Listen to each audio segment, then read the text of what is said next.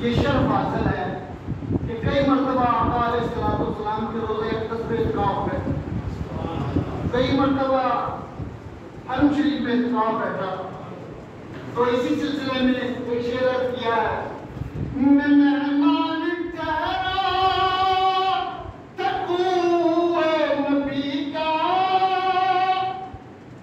शब रोज़ दीदार मेरी फिर बढ़ गई मेरे आका, न जाने मुक़द्दर में कब हाज़िरी है,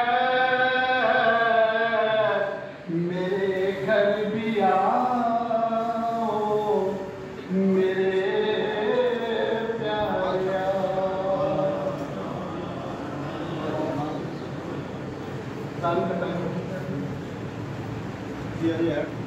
बहुत टाइम अभी टाइम है।